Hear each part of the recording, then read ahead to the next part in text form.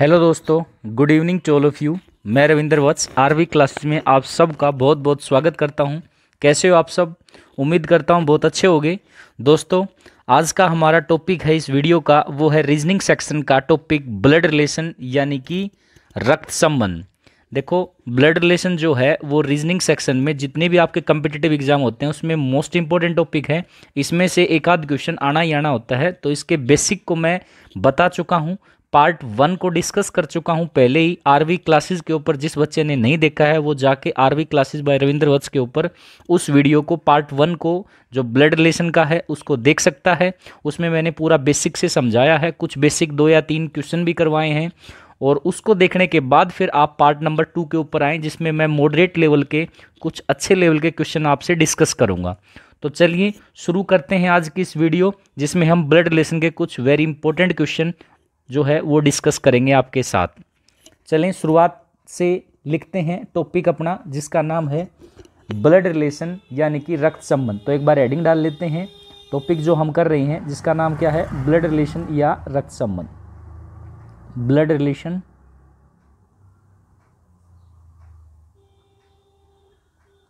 या रक्त संबंध, इसको हिंदी में क्या बोलते हैं?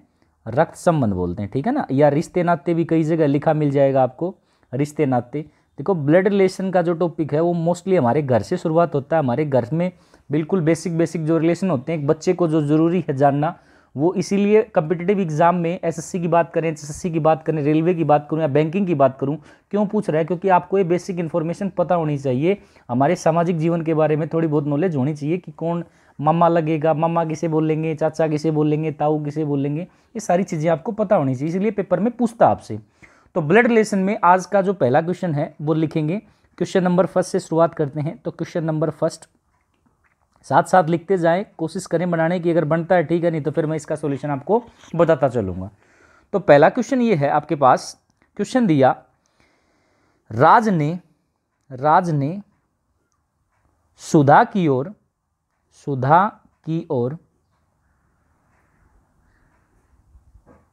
इशारा करते हुए कहा। राज ने सुधा की ओर इशारा करते हुए कहा। क्या कहा? राज ने सुधा की ओर इशारा करते हुए कहा कि इनकी माता की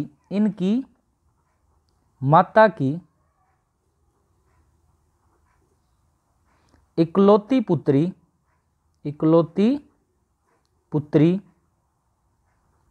मेरी माता है।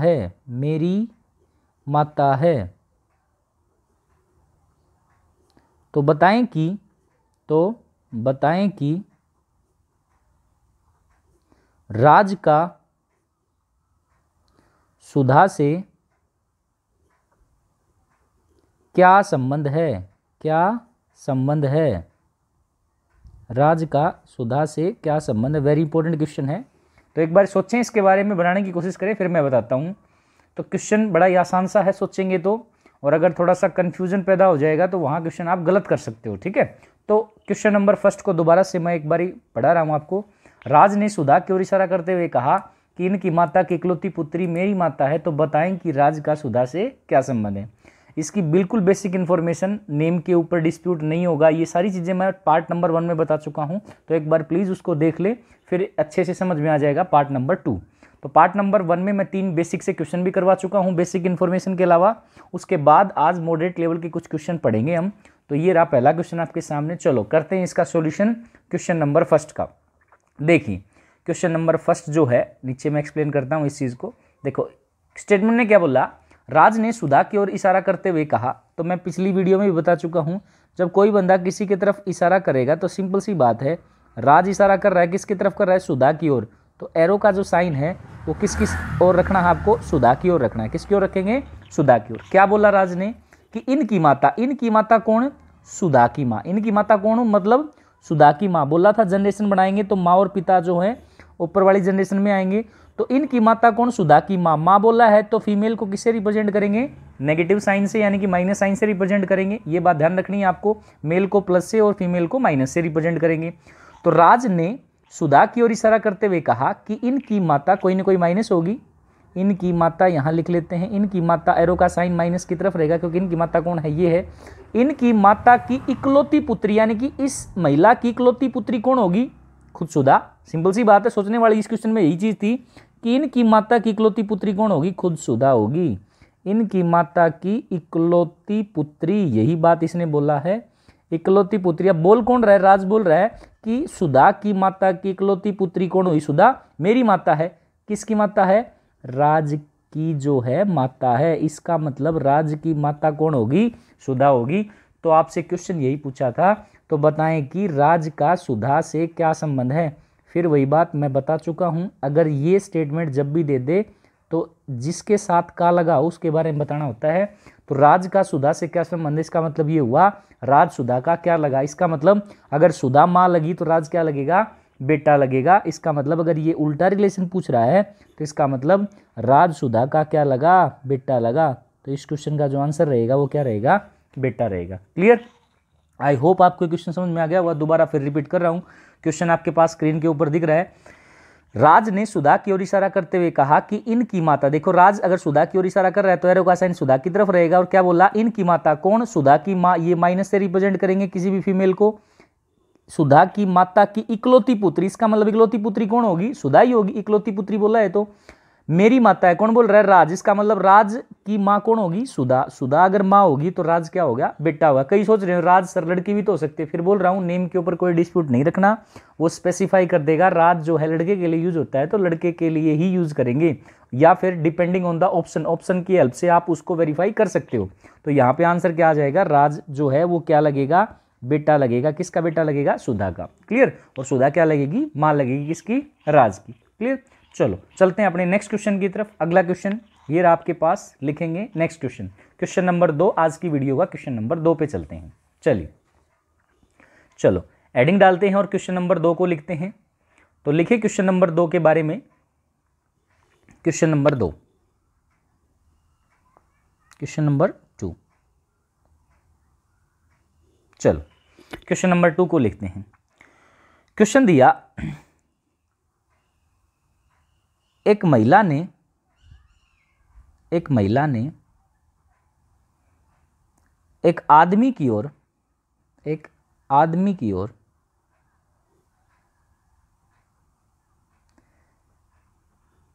इशारा करते हुए कहा,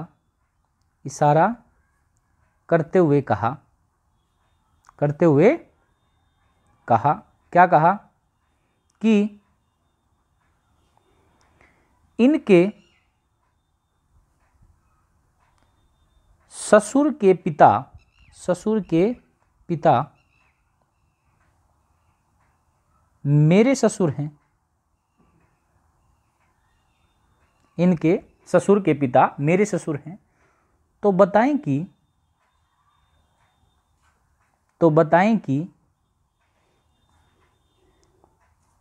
उस आदमी का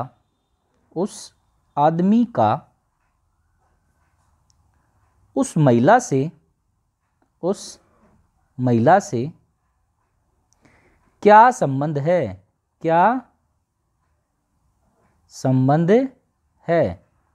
ये आपसे क्वेश्चन पूछ लिया। उस आदमी का उस महिला से क्या संबंध है, ये क्वेश्चन आपसे पूछ लिया इसने। ठीक है। चलो तो शुरुआत करें इस क्वेश्चन की, एक बार पढ़ लें इसको अच्छे से, फिर हम इसका डिस्कशन करेंगे बिल्कुल डिटेल्ड में। दोबारा से फिर पढ़ा रहा हूं आपको। एक महिला ने एक आदमी की ओर इशारा करते हुए कहा कि इनके ससुर के पिता मेरे ससुर हैं। तो बताएं कि उस आदमी का उस महिला से क्या संबंध है। चलो अच्छा क्वेश्चन है, पहले एक बार अपने आप से कोशिश किया करो, वीडियो को पॉज करके करने की, अगर नहीं बने तो फिर सॉल्यूशन देख लिया करो। चलो शुरुआत करते हैं इस क्वेश्चन के बेसिक से। देखिए, एक महिला ने एक आदमी की ओर इशारा करते हुए कहा, महिला जो है आदमी की ओर इशारा कर रही है। क्लियरली महिला ने आदमी की ओर इशारा करते हुए क्या कहा, मान लीजिए यहाँ पे अगर बात करें, ये महिला है, आदमी की ओर इशारा करके बोल रही है, तो एरो का साइन किसकी तरफ रहेगा, आदमी की तरफ रहेगा। महिला जो है आदमी की ओर इशारा करके बोल रही है। देखो यहाँ पे मैं अच्छे से बता देता हूँ, स्टेटमेंट आपने पढ़ ली, दोबारा से फिर देख लेना। महिला ने आदमी की ओर इशारा करके क्या बोला, क्या कहा कि इनके ससुर मतलब इस आदमी का ससुर। देखो स्टेटमेंट मैं दोबारा दिखा देता हूँ आपको, यहाँ देखें ऊपर स्टेटमेंट में कि एक महिला ने एक आदमी की ओर इशारा करते हुए कहा कि इनके ससुर के पिता मेरे ससुर हैं। इनके ससुर का मतलब क्या हुआ, इस आदमी का ससुर। इनके ससुर यानी कि कोई ना कोई प्लस रहेगा, इनका ससुर ऊपर वाली जनरेशन में आएगा, कोई ना कोई प्लस रहेगा। इनके ससुर के पिता, वो इससे ऊपर जाएंगे, उसके पिता बोला है तो वो प्लस से रिप्रेजेंट करेंगे। इनके ससुर के पिता मेरे ससुर है। कौन बोल रही है, ये महिला बोल रही है, मेरे क्या हैं, ससुर हैं। तो बताएं कि उस आदमी का उस महिला से क्या संबंध है, इस आदमी का इस महिला से क्या संबंध है, ये आपसे पूछ लिया। तो ये डायग्राम है और आप समझेंगे इस क्वेश्चन को और बताने की कोशिश करेंगे। देखिए अच्छे से समझ में आ जाएगा अगर इस महिला के एंड से सोचें इस चीज़ को कि इस महिला का यह आदमी क्या है, ससुर है। क्लियर। अगर यह आदमी ससुर है तो सिंपल सी बात है, ससुर को ये जो बंदा है, देखो ये प्लस जिसके ऊपर मैं पेन लगा रहा हूं, ये आदमी इसको पिता बोल रहा है। क्या बोल रहा है, पिता। तो महिला के ससुर को अगर यह आदमी पिता बुलाएगा तो सिंपल सी बात है, इस महिला के ससुर को कोई आदमी पिता तभी बुला सकता है जब इस महिला का यह आदमी या तो क्या हो, पति, या क्या हो, देवर, और या क्या हो, जेठ। तो एक बारी दिमाग लगा के सोचें इस चीज को कि ये जो बंदा है वो इसको पिता बुला रहा है, इसका मतलब, और ये जो बंदा है वो इस महिला का क्या है, ससुर। तो ससुर को पिता कौन बुला सकता है, एक महिला के एंड से अगर सोचेंगे तो ससुर को पिता या तो पति बुला सकता है, या देवर बुला सकता है, या जेठ बुला सकता है। किसका, इस महिला का। क्लियर। तो इसका मतलब इस महिला का यह आदमी या तो पति होगा, या देवर होगा, या जेठ होगा। क्लियर। एक मिनट के लिए मान लिया अगर ये पति है, तो अगर इस महिला का यह आदमी पति है तो ये पत्नी होगी। ये दोनों पति पत्नी, इसका मतलब देखो ये आदमी और ये महिला दोनों पति पत्नी है। दोनों अगर पति पत्नी हो गए तो ये जो आदमी है वो इस आदमी को क्या बुला रहा है, देखो ये प्लस जो है वो पति जो है, इस महिला का जो पति है उसको अगर ससुर बुला रहा है तो इस महिला को क्या बुलाएगा, क्या बुलाएगा, इस महिला को सास बुलाएगा। क्या बुलाएगा, सास। इस बात को समझने की कोशिश करें कि अगर मान लीजिए आपके पास यहाँ पे क्लियर कट दे रखा है कि इस महिला का ससुर को ये आदमी पिता बुला रहा है, तो ये आदमी इस महिला का या तो पति होगा, या देवर होगा, या जेठ होगा। एक मिनट के लिए मान लिया अगर पति है, अगर पति को ये चौथा आदमी जो है वो क्या बुला रहा है, ससुर बुला रहा है, तो इसका मतलब पति को अगर ससुर बुला रहा है तो ये पत्नी है महिला, तो महिला को क्या बुलाएगा, फिर इसका मतलब सास बुलाएगा। अगर महिला को सास बुलाएगा तो क्वेश्चन में क्या पूछा है, उस क्वेश्चन के ऊपर चलते हैं दोबारा से। क्वेश्चन में पूछा है तो बताएं कि, क्या पूछा है क्वेश्चन में, आप आराम से देख सकते हो। तो बताएं कि उस आदमी का उस महिला से क्या संबंध, उस आदमी का बोल रहा है, मतलब वो आदमी उस महिला का क्या लगा। तो डायग्राम के ऊपर आए तो देखिए उस आदमी का उस महिला से रिलेशन पूछा है, तो ये आदमी इस महिला का क्या लगा। तो सिंपल सी बात, अगर ये सास होगी तो ये क्या हो गया, दामाद हो गया। तो इस क्वेश्चन का जो आंसर रहेगा वो क्या रहेगा, दामाद आ जाएगा। क्लियर। आई होप आपको ये चीज़ समझ में आ गई होगी। तो ये जो आदमी है इस महिला का क्या लगेगा, दामाद लगेगा, जिसको दामाद को इंग्लिश में क्या बोलते हैं, सन इन लॉ बोलते हैं। क्या बोलते हैं, ये बात भी ध्यान रखें, इंग्लिश और हिंदी दोनों में पता होना चाहिए आपको। सन इन लॉ बोलें या दामाद बोलें, तो इस क्वेश्चन का राइट आंसर क्या हो जाएगा, दामाद हो जाएगा। क्लियर। चलो दोबारा नहीं समझ में आए तो एक वीडियो को दोबारा से पॉज करके देख सकते हो आराम से। अगर घर पे ले जाओगे तो बिल्कुल इजीली समझ में आ जाएगा, और इस महिला के एंड से सोचोगे तो बिल्कुल क्लियरली ये बात पता लगेगी। तो आंसर क्या आ जाएगा, दामाद आ जाएगा। ठीक है। चलो चलते हैं अपने नेक्स्ट क्वेश्चन की तरफ। अगला क्वेश्चन दिया, नेक्स्ट क्वेश्चन है, लिखेंगे नेक्स्ट क्वेश्चन। चलो लिखते हैं अपना अगला क्वेश्चन। आज के 2 क्वेश्चन कंप्लीट हो चुके हैं। चलो लिखते हैं थर्ड क्वेश्चन। तो हेडिंग डालें third question, question number 3।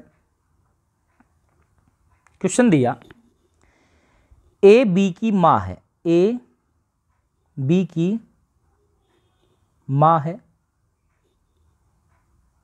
A B की माँ है। इस टाइप के क्वेश्चन ही पूछ लेता है। ए बी की माँ है, सी ए का बेटा है, सी ए का बेटा है, सी ए का बेटा है। आगे क्या बोला, डी ई का भाई है, डी ई का भाई है, डी ई का भाई है, जो बी की पुत्री है, जो बी की पुत्री है। क्लियरली दोबारा फिर बता रहा हूं, ए बी की माँ है, सी ए का बेटा है, डी ई का भाई है, जो बी की पुत्री है। तो बताएं कि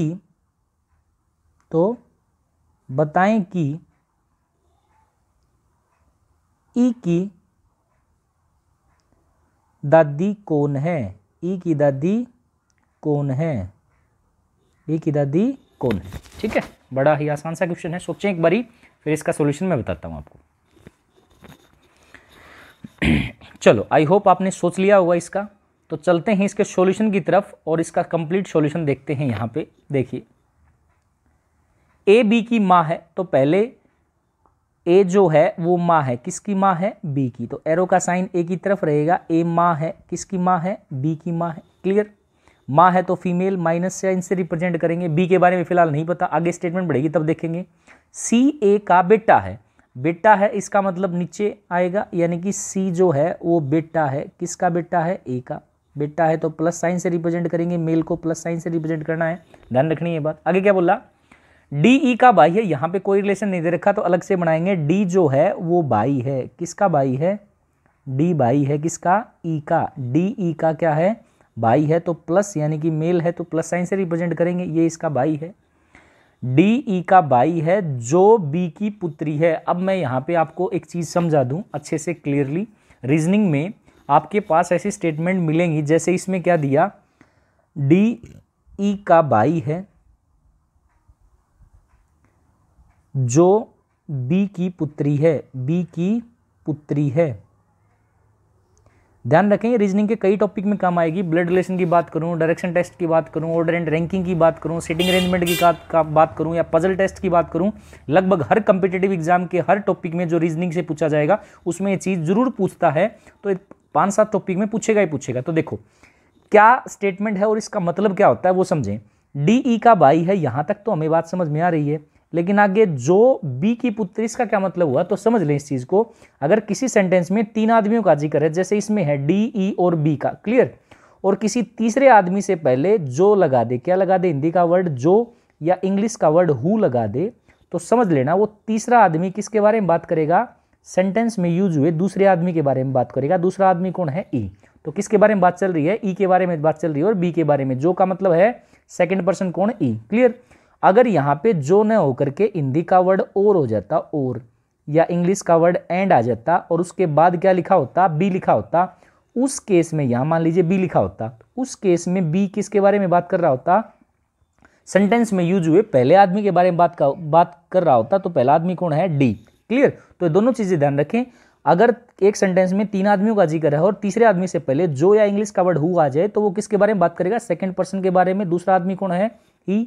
अगर जो या हु की जगह और या इंग्लिश का वर्ड एंड आ जाए और फिर बी के बारे में पूछे, तो बी किसके बारे में बात कर रहा होगा, पहले आदमी के बारे में। पहला आदमी कौन, डी। क्लियर, आपको ये बात समझ में आ गई होगी। अब यही चीज अगर यहां इंप्लीमेंट करें तो देखो, डी ई का भाई है जो बी की पुत्री, इसका मतलब कौन है, बी की पुत्री, ई। सेकंड पर्सन कौन है, ई। बी की पुत्री है, तो यहां से ये जो साइन है एरो का वो ई की तरफ हो जाएगा। ये पुत्री है, ई के बारे में पता लग गया, ये फीमेल है, तो यहाँ पे ये रिलेशन क्या है, पुत्री का। तो ई जो है पुत्री होगी, किसकी पुत्री होगी, बी की पुत्री होगी। क्लियर, आई होप आपको ये चीज समझ में आ गई होगी। अब आपसे क्वेश्चन पूछा था, तो बताएं कि ई की दादी कौन है, ई की दादी कौन है। तो अब यहां समझें, अगर ये पुत्री, अगर मैं आपसे पूछूं इसी क्वेश्चन के अंदर, अगर मैं पूछ लूं आपसे, मान लीजिए इसी क्वेश्चन में आपसे पूछ लिया, मान लीजिए कि भाई बी का ई से क्या संबंध है, बी का ई से क्या संबंध है, क्या संबंध है, तो क्या आंसर दोगे। बी का ई से संबंध पूछ लिया आपसे, तो क्या आंसर दोगे। देखो ये तो पता है ई जो है वो पुत्री है, किसकी पुत्री है, बी की, लेकिन क्या आप बता सकते हो बी ई की क्या लगी या लगा, तो इसलिए आंसर जो आएगा वो क्या आएगा, सी एंड डी आ जाएगा। सी एंड डी की फुल फॉर्म है can't be determine, can't be determine. कई जगह मैं यूज करूंगा तो ध्यान रखें इस चीज को, कांट बी डिटरमाइन, और इसको हिंदी में बोलते हैं तय नहीं कर सकते, तय नहीं कर सकते। या कई बार आपने लिखा देखा होगा, दिया गया डाटा पर्याप्त नहीं है, C N D can't be determined, तय नहीं कर सकते, निर्धारित नहीं किया जा सकता। अब क्यों नहीं तय कर सकते या क्यों नहीं निर्धारित किया जा सकता, या ये वर्ड क्यों लिखा C N D can't be determined, वो इसलिए लिखा क्योंकि यहाँ पे बी का सेक्स आपको डिफाइंड नहीं है। सेक्स मतलब न तो प्लस या माइनस, इन दोनों के बारे में मुझे नहीं पता कि ये मेल है या फीमेल है।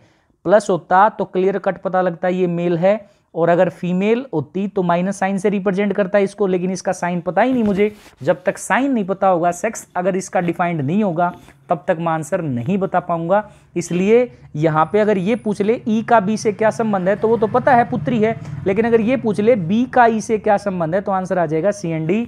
तय नहीं कर सकते, निर्धारित नहीं किया जा सकता। लेकिन अगर ऑप्शन में ये दे रखा है कि बी जो है ई की या तो माँ होगी या क्या होगा, पिता होगा, तो वो सही आंसर होगा।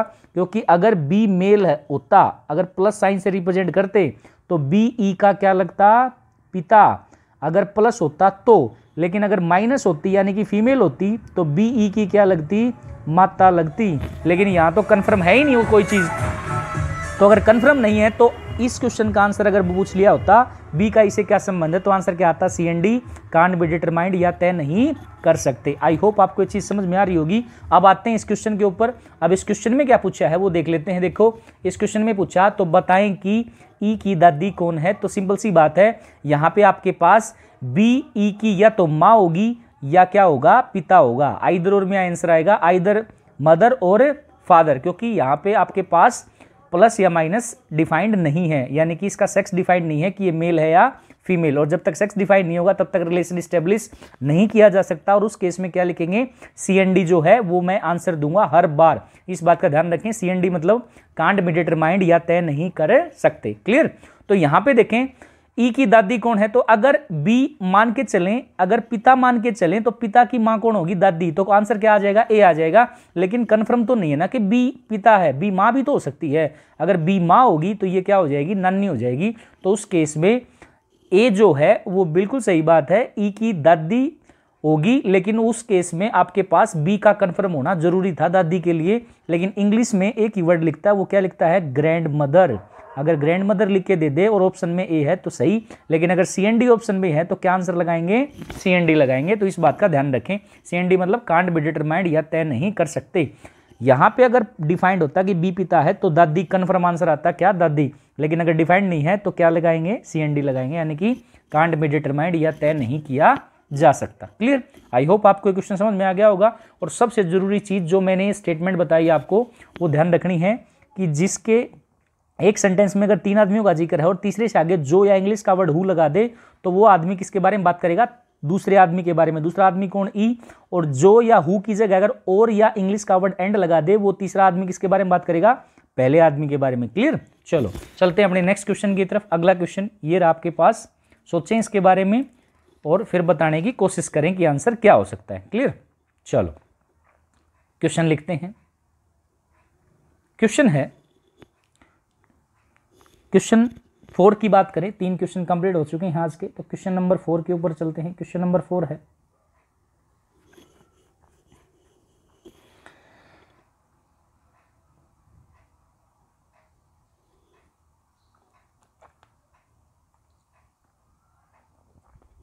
बड़ी आसान आसान क्वेश्चन जो हैं वो अब तक के हैं। आज मॉडरेट लेवल के क्वेश्चन की शुरुआत कर रही हैं, तो पहले एक बार वीडियो को पॉज करके देख लें उस चीज़ को कि भाई हमारे से क्वेश्चन बन रहा है नहीं बन रहा। अगर नहीं बन रहा है तो फिर उसके बाद वीडियो को आगे बढ़ा के उसको आप आराम से देख सकते हैं। चलो चलते हैं एक नेक्स्ट क्वेश्चन की तरफ।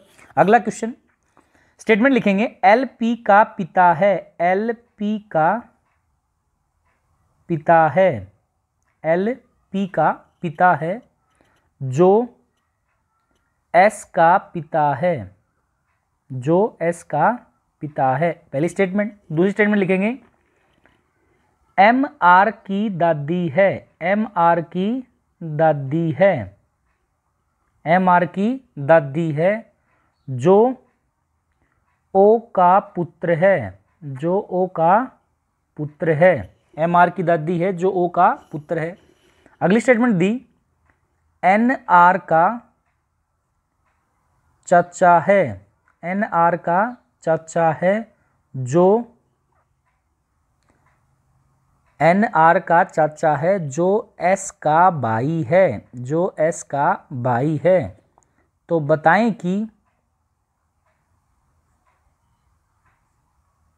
इस समूह में कितने विवाहित जोड़े हैं, कितने विवाहित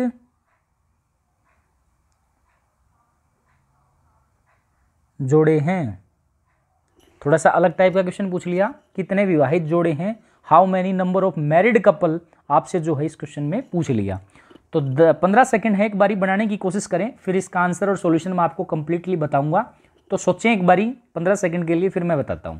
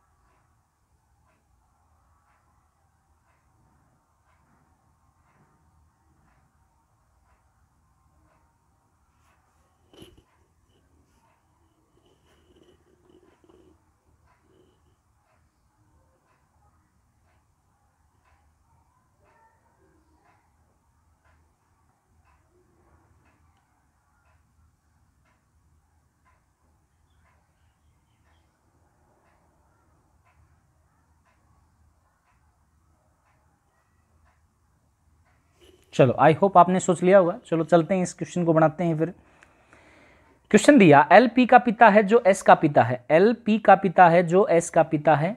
तो पहले स्टेटमेंट को अगर लिखना चाहें तो क्या लिख सकते हैं, ऐसे लिख सकते हैं, एल जो है वो पी का पिता है जो एस का पिता है। तो एल जो है पिता है, किसका पिता है, पी का। तो नीचे एक बारी सॉल्यूशन मैं दिखा देता हूं आपको।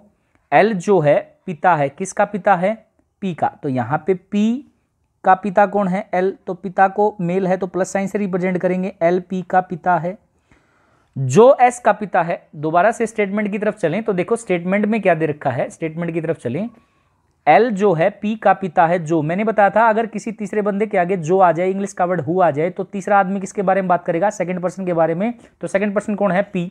तो देखिए नीचे चलें, एल पी का पिता है जो एस का पिता है, जो का मतलब है सेकंड पर्सन, एस का पिता है, एल पी का पिता है जो एस का पिता, जो का मतलब सेकंड पर्सन कौन हो गया, पी हो गया। अब यहाँ पे सॉल्यूशन क्लियरली आपको दिख जाएगा। तो देखें ये पी जो है पिता हो गया, किसका पिता हो गया, एस का। एल पी का पिता है जो एस का पिता है। तो यहाँ पे देख लें सॉल्यूशन, एल जो है पिता है किसका, पी का, जो का मतलब सेकंड पर्सन कौन आ गया आपके पास, पी आ गया, पिता है किसका, एस का। तो इसको प्लस साइन से रिप्रेजेंट करेंगे, एस का पिता है। लेकिन एस के बारे में नहीं पता ये मेल है या फीमेल, आगे स्टेटमेंट में जो देगा उसके अकॉर्डिंग बनाएंगे। तो पहली स्टेटमेंट कंप्लीट होगी। तो पहली स्टेटमेंट क्या थी, एल पी का पिता है जो एस का पिता है, वो मैंने बना लिया। अब चलते हैं सेकंड स्टेटमेंट के ऊपर।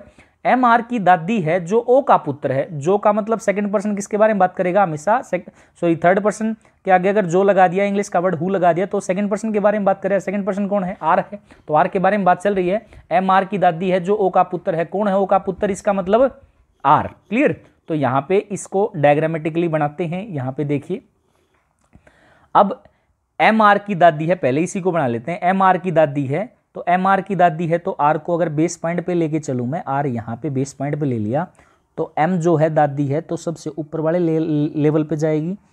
एम आर की दादी, दादी है तो माइनस, फीमेल को माइनस साइन से रिप्रेजेंट करेंगे, ये क्या है, दादी है। एम आर की दादी है जो का मतलब है आपके पास सेकंड पर्सन कौन, आर। ओ का पुत्र है, इसका मतलब ओ का पुत्र है कौन, आर। तो यहाँ पे आर जो है पुत्र है, तो प्लस साइन से रिप्रेजेंट करेंगे, किसका पुत्र है, ओ का। क्लियर। अब ओ के बारे में फिलहाल नहीं पता मुझे, ये मेल है या फीमेल, ये माता भी हो सकती है और पिता भी हो सकता है, आगे चल के देखेंगे स्टेटमेंट में जो भी बात बोलेगा वो। चलते हैं अपनी थर्ड स्टेटमेंट की तरफ। तो मैं एक बार दिखा दूं आपको थर्ड स्टेटमेंट क्या है। सेकंड स्टेटमेंट कंप्लीट हो चुकी है, थर्ड में आते हैं। थर्ड स्टेटमेंट में बोला इसने, थर्ड में क्या बोला, एन आर का चाचा है जो एस का भाई है, जो फिर से आ गया, सेकंड पर्सन के बारे में बात करेगा, तीसरा आदमी कौन है, एस, किसके बारे में बात करेगा, आर के बारे में बात करेगा। एन आर का चाचा है, ये बात तो क्लियर है, जो एस का भाई है, जो का मतलब सेकंड पर्सन के बारे में बात कर रहा है एस, तो जो एस का भाई है, कौन है एस का भाई, इसका मतलब आर। आर क्या है, भाई है किसका, एस का। तो यहां डायग्राम में बना लेते हैं, पहले एन आर का चाचा है, पहले इसी को बना लेते हैं, एन आर का चाचा है। तो यहां देखेंगे एन जो है आर का चाचा है, पहले इसको बना लेते हैं। आर का चाचा है तो ऊपर वाली जनरेशन में आएगा, एन जो है चाचा है तो मेल प्लस साइन से रिप्रेजेंट करेंगे। एन जो है वो क्या है, चाचा है। किसका चाचा है, आर का। एन आर का चाचा है। जो का मतलब कौन है, सेकंड पर्सन, और सेकंड पर्सन स्टेटमेंट में कौन है, आर। एस का भाई है तो यहाँ पे ये भाई हो गया किसका, एस का। तो एस यहाँ दे रखा है आपको, एस का भाई है, कौन है एस का भाई आपके पास, एस का भाई कौन है, आर। क्लियर, ये डायग्राम कंप्लीट हो गया मेरा।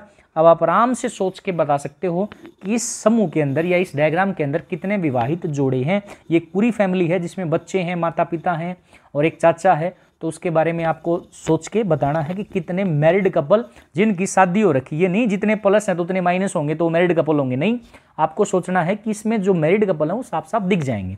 तो मैं एक बार बताने की कोशिश करता हूँ आपको। देखें, अगर मैं आपसे पूछूं एस का आर से क्या संबंध है, देखो मैं यहाँ क्वेश्चन लिखता रहता हूँ, ऊपर आप बताते जाएं।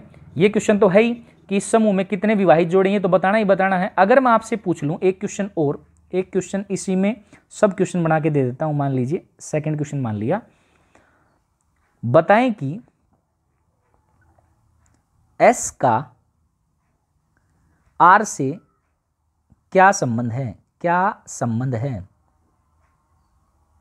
संबंध है। सबसे पहले तो यही सेकंड करेंगे, फिर फर्स्ट के ऊपर आते हैं। एस का आर से क्या संबंध है, डायग्राम मैं आपको दिखा रहा हूं। एस का आर से क्या संबंध है, एस का आर से क्या संबंध है। तो देखो, अगर पूछ लेता आर का एस से क्या संबंध है तो ये तो बात दे ही रखी है, आर एस का क्या लगेगा, भाई लगेगा। लेकिन उल्टा पूछ लिया एस का आर से क्या संबंध है, तो सबसे पहली चीज क्या देखनी होती है किसी भी ब्लड रिलेशन के क्वेश्चन में कि उसके बारे में स्पेसिफाई किया गया कि वो मेल है या फीमेल। मतलब प्लस माइनस साइन क्यों लगाते हैं, वो इसलिए लगाते हैं कि स्पेसिफाई हो जाए कि ये मेल है या फीमेल है, ठीक है। और जब तक मेल फीमेल स्पेसिफाई नहीं होगा तब तक मैं रिलेशन जो है स्टेब्लिश नहीं कर पाऊंगा। तो इसीलिए ये जो जब भी बताते हैं कि ब्लड रिलेशन में मेल को प्लस से फीमेल को माइनस से रिप्रेजेंट करते हैं, वो इसलिए रिप्रेजेंट करते हैं ताकि क्वेश्चन का आंसर देना आसान हो सके, ठीक है। तो यहाँ देखो, इसने पूछा एस का आर से क्या संबंध है, तो पहली बात सबके ऊपर प्लस माइनस लगा रखा हुआ, कुछ एक को छोड़ करके, और जिसके ऊपर नहीं लगा रखा इसका मतलब उसका रिलेशन एस्टेब्लिश नहीं किया जा सकता। तो यहाँ पे एस का आर से अगर पूछ रहा है तो इसका मतलब न तो मुझे ये पता कि एस मेल है और न ये पता ये फीमेल है, कन्फर्म नहीं है। और जब तक कन्फर्म नहीं होता तब तक रिलेशन एस्टेब्लिश नहीं कर सकते। तो अगर ये पूछे एस का आर से क्या संबंध है तो आंसर आएगा सी एंड डी। मैं पहले ही बता चुका हूँ। तो इस क्वेश्चन का जो आंसर रहेगा कि एस का आर से क्या संबंध है, वो आंसर क्या रहेगा, C and D. C and D का मतलब मैं फिर बता रहा हूँ, पहले ही बता चुका हूँ, can't be determine, can't be determine, can't be determine बोलें या हिंदी में क्या बोलें इसको, तय नहीं कर सकते, या क्या बोलते हैं, निर्धारित नहीं किया जा सकता, ठीक है ना, तय नहीं कर सकते। या ये हो सकता है दिया गया डाटा पर्याप्त नहीं है, the given data is इनएडिक्वेट। Clear, तो इस टाइप के ऑप्शन आपको मिल सकते हैं। तो पहला क्वेश्चन, दूसरा क्वेश्चन तो हो गया कि एस कार से क्या संबंध है। जब तक मेल फीमेल नहीं बता पाऊंगा, मैं फिर से दिखा रहा हूं आपको, जब तक एस के बारे में नहीं पता होगा तब तक मैं आंसर नहीं दे पाऊंगा। तो इसलिए मेल फीमेल का पता होना बहुत जरूरी है कि ये प्लस साइन और माइनस साइन इसलिए रिप्रेजेंट करते हैं, ठीक है। अब आते हैं अपने दूसरे क्वेश्चन की तरफ कि इस समूह में कितने विवाहित जोड़े हैं। जो मेन क्वेश्चन है, इस क्वेश्चन का जो मेन मोटो था वो ये था, इस पूरे समूह में कितने विवाहित जोड़े हैं। अगर इसको जानने की कोशिश करें तो समझो, एस के बारे में तो पता नहीं ये आर का भाई होगा या बहन होगी, लेकिन इतनी बात कन्फर्म है अगर आर भाई है तो एस या तो भाई होगा, या तो भाई होगा, या क्या होगी, बहन होगी। क्लियर, क्योंकि अगर प्लस साइन से रिप्रेजेंट करेंगे तो भाई होगा, और माइनस है तो क्या होगी, बहन होगी। लेकिन इतना पता है एस और आर या तो भाई भाई होंगे या भाई बहन। क्लियर, अब देखो एस का पिता कौन है, पी, और पी का पिता कौन है, एल। तो इसका मतलब एस का दादा कौन हो गया, पिता का पिता कौन होता है, दादा, तो एस का दादा कौन हो गया, एल। एस का दादा कौन हो गया, एल। क्लियर, अगर एस का दादा एल है तो इसका मतलब आर का दादा भी कौन होगा, एल, क्योंकि एस और आर या तो भाई भाई या भाई बहन। क्लियर, तो इसका मतलब एस का अगर दादा एल है तो आर का दादा भी कौन होगा, एल। तो अब यहां पे देखो आर की दादी यहां दे रखी, कौन दे रखी, एम माइनस साइन से रिप्रेजेंट कर रखी। तो इसका मतलब पहला विवाहित जोड़ा हो गया आपके पास एल प्लस का और एम माइनस का।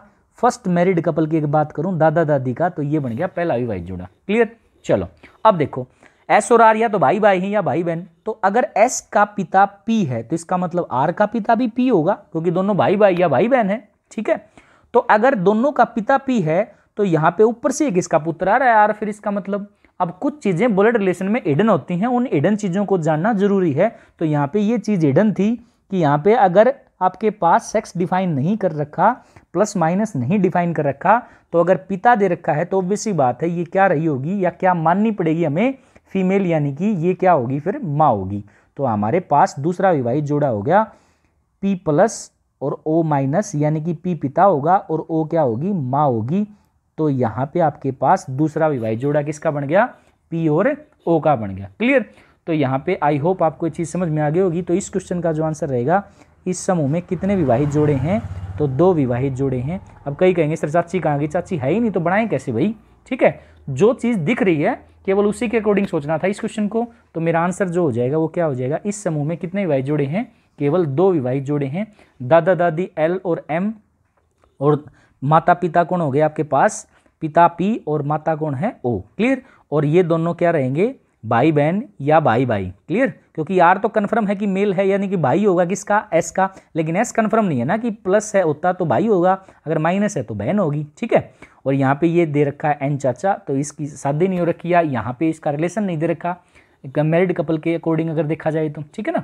तो यहाँ पे इसका आंसर क्या आ जाएगा, कितने मैरिड कपल हैं, 2 मैरिड कपल हैं। आई होप आपको क्वेश्चन समझ में आ गया होगा। और ये चीज़ सबसे जरूरी थी, कुछ चीज़ों के बारे में अगर नहीं पता होता तो वो हिडन चीज़ें होती हैं। अगर एक एंड दे रखा है तो दूसरा एंड मानना पड़ेगा अपोजिट सेक्स, यानी कि अगर एक P अगर प्लस है तो यहाँ पे अगर ये पुत्र आ रहा है और दोनों भाई बहन या भाई भाई हैं तो ये क्या होगी, माँ रही होगी। क्लियर। चलो चलते हैं अपने नेक्स्ट क्वेश्चन की तरफ। और अगला क्वेश्चन ये रहा आपके पास, लिखेंगे नेक्स्ट क्वेश्चन।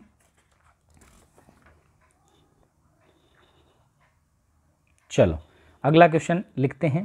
क्वेश्चन दिया, नेक्स्ट क्वेश्चन है आपके पास, M और N भाई भाई हैं। क्वेश्चन क्या दिया, M और N क्या है, भाई भाई हैं। तो क्वेश्चन लिखेंगे M और N क्या है, भाई भाई हैं। क्वेश्चन अगर बात करूं क्वेश्चन नंबर 5 की, ये आज का 5वां क्वेश्चन है। क्वेश्चन नंबर 5,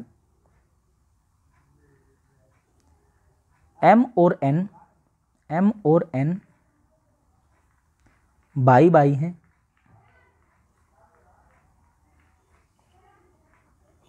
अगली स्टेटमेंट दी इसने, M और N भाई भाई हैं। आगे दिया R N का पिता है, R N का पिता है, R N का पिता है। क्लियर। आगे बोला S P का भाई, S P का भाई,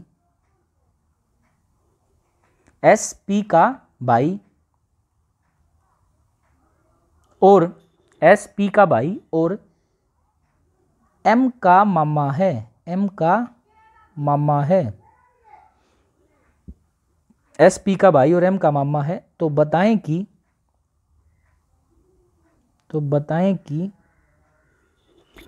P का, तो बताएं कि P का R से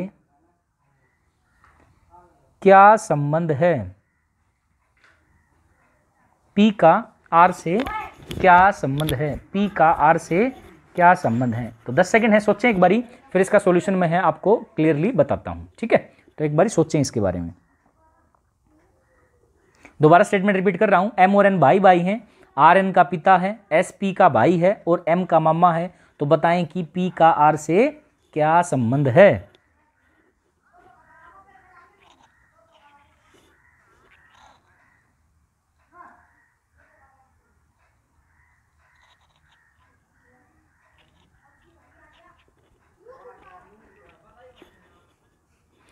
चलो आई होप आपने सोच लिया होगा। तो चलते हैं इस क्वेश्चन के सॉल्यूशन की तरफ। देखो पहली स्टेटमेंट क्या दी, M और N क्या है, भाई भाई हैं। तो मैं बना लेता हूं यहां पे, M और N क्या है आपके पास, भाई भाई हैं। M और N जो है वो क्या है, भाई भाई। M और N क्या है, भाई भाई हैं। तो दोनों भाई हैं तो प्लस साइन से रिप्रेजेंट करेंगे दोनों को, मेल हैं दोनों। क्लियर। R N का पिता है, R जो है वो पिता है, यानी कि ऊपर वाली जनरेशन में आएगा। R जो है N का पिता है, पिता है तो मेल, प्लस से रिप्रेजेंट करेंगे। R जो है पिता है, किसका पिता है, N का। क्लियर। आगे क्या बोला, S P का भाई और M का मामा है। ये देखो यहाँ पे स्टेटमेंट में दे रखा है S जो है P का भाई और M का। मैंने बताया था अगर एक सेंटेंस में 3 आदमियों का जिक्र और तीसरे आदमी से पहले और या इंग्लिश का वर्ड एंड आ जाए तो वो तीसरा आदमी किसके बारे में बात करेगा, पहले आदमी के बारे में बात करेगा। ठीक है। S P का भाई और M का मामा है। तो यहाँ पे आपके पास S जो है P का भाई है और किसका मामा है, M का। तो इसका मतलब एस जो है वो पी का भाई है और एम का मामा, तो एम का मामा कौन हो गया, एस। तो यहाँ पे डायग्राम बनाएंगे तो ऊपर वाली जनरेशन में मामा है, ताऊ है, चाचा है, पापा है, ये सब क्या आएंगे, ऊपर वाली जनरेशन में आएंगे। तो यहाँ पे एस जो है पी का भाई और एम का मामा है, तो एम का मामा कौन हो गया, एस। एम का मामा जो है वो कौन हो गया, एस, मेल है, प्लस साइन से रिप्रेजेंट करेंगे इसे। एस जो है पी का भाई है और एम का मामा हो गया, और ये जो एस है वो पी का भाई है, तो पी यहाँ पे बना लेते हैं, पी का ये जो एस है वो क्या है, भाई है। तो क्लियर, ये आपका डायग्राम बन गया कंप्लीट। अब आपसे क्वेश्चन पूछा तो बताएं कि पी का आर से क्या संबंध है, ये आपसे पूछ लिया, पी का आर से क्या संबंध है। क्लियर, आई होप आपको चीज़ समझ में आ रही होगी। पी का आर से संबंध जो है वो इस क्वेश्चन में पूछ लिया। अब देखो, अब यहां से देखें m और n दोनों आपस में भाई भाई हैं, तो इसका मतलब अगर n का पिता कौन है, r, तो यहां पे m का पिता भी r होगा। अगर m और n दोनों आपस में भाई भाई हैं तो अगर n का पिता r है तो m का पिता भी कौन होगा, r। क्लियर। अब m का मामा कौन दे रखा है, s। तो अब एक चीज सोचो, r के दो लड़के हो गए, कौन कौन, एक तो n और एक m। क्लियर। तो यहाँ पे r का लड़का m भी है और m का मामा कौन है, s। तो लड़के का जो मामा होगा वो क्या लगेगा, साला। इसका मतलब s जो है वो क्या लगा, साला। किसका साला लगा, r का। किसका साला लगा, r का, क्योंकि देखो ये दोनों r के बच्चे हैं, कौन कौन, n और m, दोनों लड़के हैं। तो अगर आपके पास ये दोनों लड़के हैं तो लड़के का जो मामा, m का जो मामा दे रखा है वो कौन दे रखा है, s। ये n का भी मामा होगा, दोनों का मामा अगर s है आपके पास, तो इसका मतलब लड़के का मामा क्या लगेगा, साला लगेगा। तो यहाँ पे r का साला कौन हो गया, s। क्लियर। साला जो है भाई है किसका, p का। साला भाई है किसका, p का। तो इसका मतलब p जो है r का क्या लगेगा, ये आपसे पूछ लिया। तो यहाँ पे सबसे पहली चीज मैं फिर से बता रहा हूँ कि क्या देखनी है हमें, कि इसके बारे में साइन स्पेसिफाई किए हुए हैं या नहीं, यानी कि मेल फीमेल पता है या नहीं। तो यहाँ पे किसी भी साइन का हमें नहीं पता, ये पता है ये भाई है, लेकिन ये नहीं बता सकते ना कि p s का भाई भी हो सकता है और बहन भी, प्लस माइनस दिया नहीं। तो इस केस में अगर क्वेश्चन पूछा है p का r से क्या संबंध है, तो मेरा सीधा सीधा आंसर जो रहेगा वो क्या रहेगा, C and D can't be determined, तय नहीं कर सकते, निर्धारित नहीं किया जा सकता। लेकिन अगर ऑप्शन में सी एंड डी दिया ही नहीं तो उस केस में क्या ऑप्शन रहेंगे और क्या मेरा आंसर हो सकता है वो सोचेंगे। तो फिर दोनों चीजें मान के चलेंगे कि p को एक बार तो प्लस मान के चलेंगे और एक बार माइनस मान के चलेंगे, और फिर आंसर क्या आएगा वो चीज देखेंगे। अगर मान लेते हैं या तो सी एंड डी आपको ऑप्शन में मिल जाएगा तो सी एंड डी लगाएंगे, क्लियर। लेकिन अगर सी एंड डी ऑप्शन में नहीं है तो उस केस में क्या करेंगे, तो देखें यहाँ पे प्लस और माइनस दोनों के बारे में सोचेंगे कि अगर प्लस होता तो क्या आंसर आता और माइनस होता तो क्या आंसर आता, ये दोनों चीजें सोच लेते हैं यहाँ पे, ठीक है। तो देखो एस साला है किसका, आर का, और ये भाई है किसका, पी का। अगर ये प्लस होगा, अगर ये प्लस रहा हो तो यहाँ पे आपके पास साले का भाई क्या होगा, साला होगा। इसका मतलब पी जो है आर का क्या लगेगा, साला। अगर ये प्लस है तो क्या लगेगा, साला। पी आर का क्या लगेगा, साला। लेकिन अगर कहीं ये माइनस हो, क्योंकि कंफर्म तो है नहीं प्लस है या माइनस, तो दोनों एंगल सोचेंगे। प्लस है तो क्या लगेगा, कंफर्म साला, क्योंकि साले का भाई क्या होगा, साला होगा।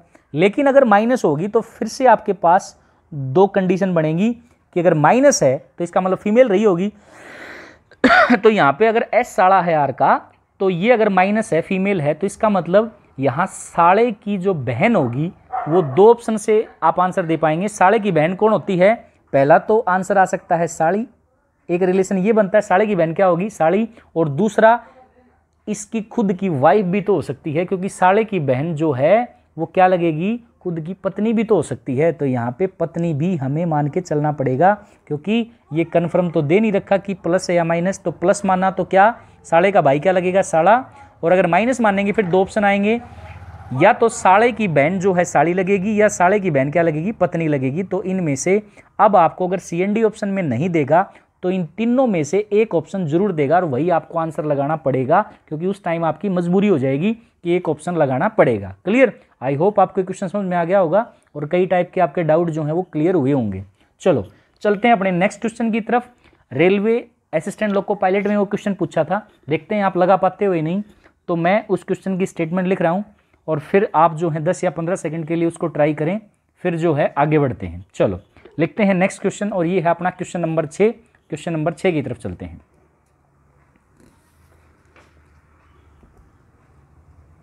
चलो स्टेटमेंट लिखेंगे क्वेश्चन नंबर 6 की। क्वेश्चन नंबर 6 की स्टेटमेंट जो है वो लिखेंगे, क्वेश्चन नंबर 6। ये क्वेश्चन पूछा था RRB railway recruitment board assistant loco pilot का पेपर हुआ था, उसमें पूछा था ये क्वेश्चन। तो एक बार कोशिश करें बनाने की। क्वेश्चन था एक्स की माँ वाई के पिता की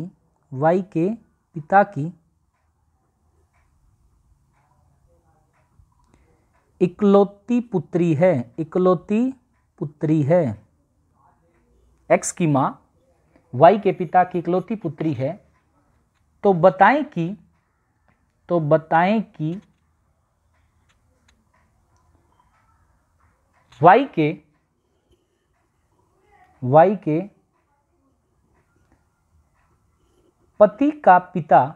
वाई के पति का पिता एक्स का क्या लगेगा। सोचें एक बार क्वेश्चन को, दोबारा रिपीट कर रहा हूं स्टेटमेंट। एक्स की मां वाई के पिता की इकलौती पुत्री है, तो बताएं कि वाई के पति का पिता एक्स का क्या लगेगा। 10 सेकंड है, सोचें, फिर मैं बताता हूं आंसर।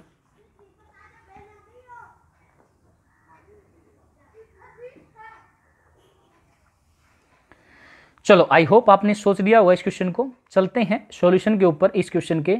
एक्स की मां, स्टेटमेंट क्या है, पहली स्टेटमेंट देखें। एक्स की मां वाई के पिता की इकलौती पुत्री है। चलो बढ़ा के चलते हैं स्टेटमेंट को। एक्स की मां है तो ऊपर वाली जनरेशन में लिखेंगे, कोई ना कोई फीमेल है तो माइनस साइन से रिप्रेजेंट करेंगे। एक्स की मां वाई के पिता, यानी कि पिता है तो प्लस साइन से रिप्रेजेंट करेंगे, मेल है, वाई को यहां लिख लेते हैं। एक्स की मां वाई के पिता की इकलौती पुत्री है, ये बोला है ना, वाई के पिता की इकलौती पुत्री है, तो वाई का पिता कोई ना कोई प्लस ऊपर वाली जनरेशन में लिखेंगे, पिता है तो वाई के पिता की इकलौती पुत्री है, तो यहां पे ये जो फीमेल है वो क्या है, इकलौती पुत्री, तो लिख सकते हैं ऐसे, इकलौती पुत्री है। तो बताएं कि वाई के पति का पिता, यानी कि वाई के पति कोई ना कोई प्लस होगा, वाई के पति का पिता कोई ना कोई प्लस होगा, एक्स का क्या लगेगा। वाई के पति का पिता एक्स का क्या लगेगा। यहां पे आपके पास अगर इसको डायग्राम को कंप्लीट करें तो एक्स का क्या लगेगा, ये आपसे क्वेश्चन पूछ लिया, इसके बारे में पूछा है, एक्स का क्या लगेगा, ये है पूरा डायग्राम। दोबारा फिर रिपीट कर रहा हूं स्टेटमेंट। एक्स की मां वाई के पिता की इकलौती पुत्री है, ये होगी, तो बताएं कि वाई के पति का पिता एक्स का क्या लगेगा, ये आपसे क्वेश्चन पूछा था। तो एक बार जल्दी से सोच ले, फिर मौका दे रहा हूं और बताएं आंसर क्या आएगा। डायग्राम मैंने बना दिया है, चलो देख लेते हैं इसको। देखें यहां पे आपके पास एक्स की मां कौन है, ये माइनस, और ये वाई के पिता की इकलौती पुत्री है, तो आपसे पूछा वाई के पति का पिता एक्स का क्या लगेगा। अब एक चीज सोचो, ये जो आदमी है ना, इसके ऊपर मैंने टिक का निशान लगाया है, जिसके ऊपर प्लस जो रिप्रेजेंट कर रखा है, इस आदमी की इकलौती पुत्री है और वो ये है, क्लियर। अब यहां देखो वाई का पति कौन है, प्लस, अगर ये पति है तो ये कौन होगी, वाई पत्नी होगी, यानी कि इसको माइनस साइन से रिप्रेजेंट करेंगे, फीमेल होगी ये। तो वाई अगर फीमेल है तो इसका मतलब इस आदमी की इकलौती पुत्री है, वो कौन है, ये। अगर ये इकलौती पुत्री होगी तो ये भी पुत्री होगी, क्योंकि ये पिता है और ये फीमेल है, इसका मतलब ये भी पुत्री होगी सॉरी। तो इसका मतलब इस आदमी की दो पुत्रियां तो हो नहीं सकती, इसने बोला इकलौती पुत्री है। तो इस पूरे क्वेश्चन के अंदर जो समझने वाली चीज थी वो यही थी कि इस आदमी की इकलौती पुत्री है, वो ये है, और उसका जो नाम है वो नाम क्या है, वाई है, उसका नाम क्या है, वाई है। या ये मान लो इस वाई को उठा के यहां से उठा के यहां रख दो, या ये समझ लो ये जो माइनस है वो ये ही है, यानी कि इस आदमी की इकलौती पुत्री कौन है, वाई है, और जो इस आदमी की इकलौती पुत्री है वो किसकी मां है, एक्स की मां। अगर ऊपर बनाओ चाहे नीचे बनाओ एक ही बात है, तो एक्स की मां है, तो इसका मतलब एक्स की मां कौन होगी, वाई, क्लियर। अगर यहां वाई रखोगे तो भी वही बात है कि आपके पास इस आदमी की इकलौती पुत्री है, यहां पे नाम नहीं था तो यहां पे नाम पता लग गया, वो कौन है, वाई है, और वो मां है, किसकी मां है, एक्स की, तो एक्स की मां कौन होगी, वाई। अगर एक्स की मां वाई है तो इसका मतलब यहां पे वाई का पति दिया हुआ है, तो मां का पति क्या लगेगा, पिता, तो इसका मतलब एक्स का पिता कौन हो गया, ये आदमी जो प्लस लगा रखा है, ये पिता हो गया, क्योंकि x की माँ y और y का जो पति है वो x का क्या लगा, पिता लगा, और पिता का जो पिता है वो ये दे रखा। तो यही आपसे पूछा था, तो इस आदमी का इससे क्या संबंध है, तो पिता का पिता क्या लगेगा, दादा। तो इस क्वेश्चन का जो आंसर आएगा वो क्या आएगा, दादा आएगा। आई होप आपको ये क्वेश्चन समझ में आ गया होगा। दोबारा फिर समझा रहा हूँ, पूरी स्टेटमेंट अगर इस तरह डायग्राम बनाओगे तो हो सकता है कंफ्यूजन पैदा हो जाए। तो ये चीज़ आपको समझनी है कि इस आदमी की इकलौती पुत्री है, वो यहाँ लिखो या यहाँ लिखो एक ही बात है, और उसका नाम क्या है, वाई है, और वो इकलौती पुत्री जो है एक्स की माँ है। तो एक्स की माँ है तो एक्स की माँ कौन होगी, वाई, और वाई का पति कहाँ, ये दे रखा, तो माँ का पति क्या लगा, पिता, यानी कि एक्स का पिता ये आदमी होगा। अगर एक्स का पिता है तो पिता का पिता क्या लगेगा, दादा। तो मेरा रिलेशन यही पूछा था कि वाई के पति का पिता एक्स का क्या लगेगा, तो आंसर क्या आएगा, दादा आएगा। ठीक है, चलो आई होप आपको ये क्वेश्चन समझ में आ गया होगा। चलते हैं अपने नेक्स्ट क्वेश्चन की तरफ, और आज का ये आखिरी क्वेश्चन जो है मैं आपको दे रहा हूं, आपको सॉल्यूशन करके कमेंट में बताना है कि इसका आंसर क्या आएगा। फिर अगली क्लास के अंदर पार्ट नंबर 3 में इसको डिस्कस भी करेंगे। तो जल्दी से आपके लिए एक क्वेश्चन, तो अगर वीडियो अच्छा लगा हो तो वीडियो को लाइक करें और ज़्यादा से ज़्यादा दोस्तों के साथ शेयर करें, ताकि वो भी इसका ज़्यादा से ज़्यादा बेनिफिट उठा सकें। चलो लिखते हैं आज का क्वेश्चन, जो आपके लिए टेस्ट है एक प्रकार से, आप कमेंट बॉक्स में उसका आंसर दे सकते हैं।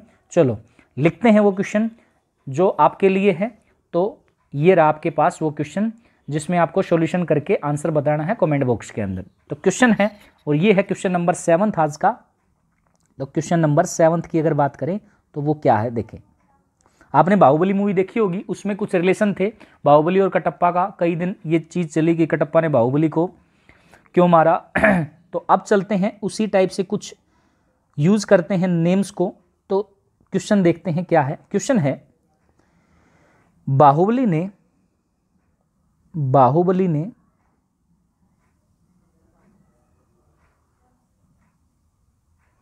कटप्पा की ओर इशारा करते हुए कहा,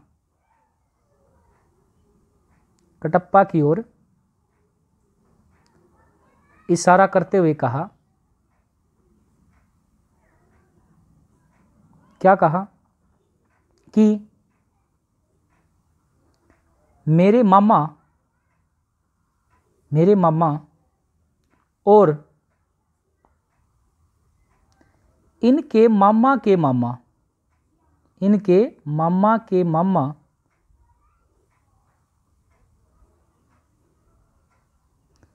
परस्पर भाई हैं। मेरे मामा और इनके मामा के मामा परस्पर भाई हैं। तो बताएं कि बाहुबली का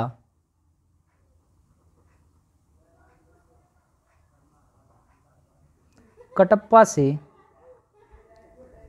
क्या संबंध है,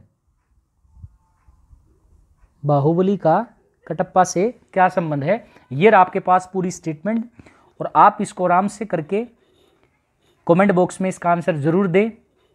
देखते हैं आप आंसर दे पाते हो या नहीं। मिलते हैं एक और नई वीडियो के साथ, जिसमें मैं आपको रीजनिंग, मैथ्स और जीएस से संबंधित जितने भी आपके कम्पिटिटिव एग्जाम हैं उससे संबंधित सारे video RV classes by Ravindra Vats के ऊपर अपलोड करता रहूँगा।